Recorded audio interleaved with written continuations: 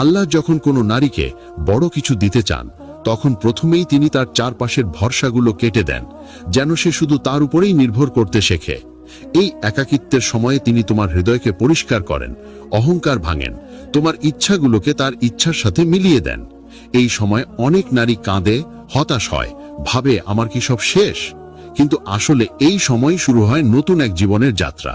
তুমি যদি এই সময় ধৈর্য ধরতে পারো, নামাজে কান্না করতে পারো আর আল্লাহর দিকে ফিরে যেতে পারো, তাহলে বুঝে নিও তিনি তোমার হৃদয়ে এমন এক শান্তি রাখবেন যা এই দুনিয়ার কোনো সম্পদে পাওয়া যায় না।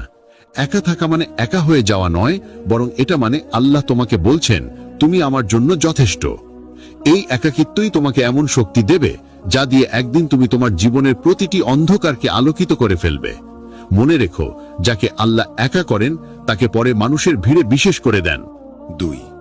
যখন আল্লাহ তোমাকে পরীক্ষার মধ্যে ফেলেন, বুঝে নাও তিনি তোমাকে শক্তিশালী বানাচ্ছেন। প্রিয় বোন, কখনো কি মনে হয়েছে জীবনটা থমকে গেছে, সবকিছু উল্টে যাচ্ছে? তুমি চেষ্টার পর চেষ্টা করছো, কিন্তু কিছুই ঠিক হচ্ছে না। কখনো সংসারে ঝামেলা, কখনো প্রিয়জনের দূরত্ব, কখনো অর্থনৈতিক সংকট, আবার কখনো অসুস্থতা। সবকিছু যেন একসাথে ভেঙে পড়ছে। মনে হয়, কেন আমার জীবনে এত পরীক্ষা? আল্লাহ কি আমাকে ভালোবাসেন না?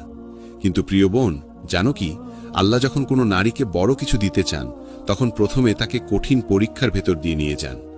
কারণ সহজ জীবনে কেউ বড় হয় না। যেমন লোহা আগুনে পুড়ে শক্ত হয়, তেমনি একজন মুমিন নারী পরীক্ষার আগুনে পুড়ে শক্তিশালী হয়। আল্লাহ বলেন, আমি তোমাদের অবশ্যই পরীক্ষা করব কিছু ভয়, ক্ষুধা ও সম্পদের অভাব দিয়ে। অর্থাৎ পরীক্ষা মানেই তোমার প্রতি তার মনোযোগ। তিনি তোমাকে ভাঙছেন না, তিনি তোমাকে গড়ছেন। হয়তো তুমি এখন কাঁদছ, কিন্তু এই কান্নাই একদিন তোমাকে এমন জায়গায় পৌঁছে দেবে যেখানে হাসতে শিখবে শুধু আল্লাহর জন্য। তোমার এই দুঃখের রাতগুলো একদিন সাক্ষ্য দেবে তোমার শক্তির, তোমার ধৈর্যের, তোমার ঈমানের। তাই যখন কষ্ট আসে বলো আলহামদুলিল্লাহ, কারণ এই কষ্টই তোমার জন্য এক নতুন দরজা খুলে দেবে ইনশাআল্লাহ।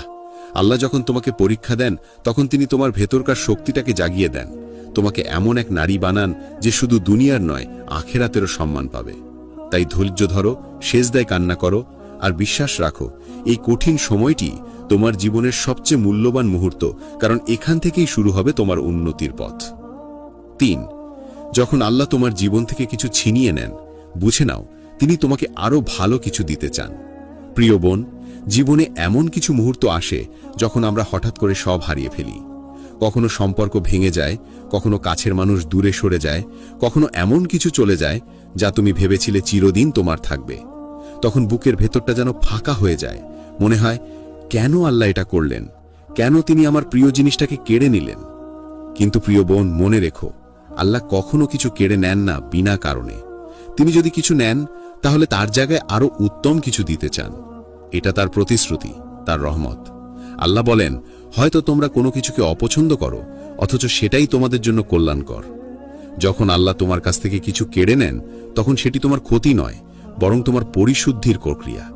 যেমন গাছের শুকনো ডাল কেটে দিলে সেটি নতুনভাবে বেড়ে ওঠে, তেমনি তিনি তোমার জীবন থেকেও অপ্রয়োজনীয় জিনিস সরিয়ে দেন যাতে তুমি আরো সুন্দরভাবে বিকশিত হতে পারো।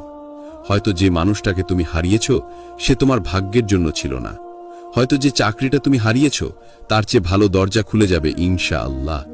আল্লাহ কখনো তার প্রিয় বান্দাকে খালি হাতে রাখেন না, কিন্তু তিনি প্রথমে তোমাকে খালি করেন যেন তিনি তোমার হাতে এমন কিছু দিতে পারেন যা তুমি কল্পনাও করতে পারবে না। তাই কিছু হারালে ভেঙে পড়ো না, বরং বলো ইন্না লিল্লাহি ওয়া ইন্না ইলাইহি রাজিউন। আমি আল্লাহর জন্যই, তিনি আমার রব। যিনি আমাকে দিয়েছিলেন তিনিই ভালো জানেন কখন তা ফিরিয়ে নিতে হবে। একদিন তুমি পেছনে তাকিয়ে বুঝবে যা হারিয়েছিলে আসলে সেটাই তোমাকে আজকের তুমি বানিয়েছে। আল্লাহ তোমার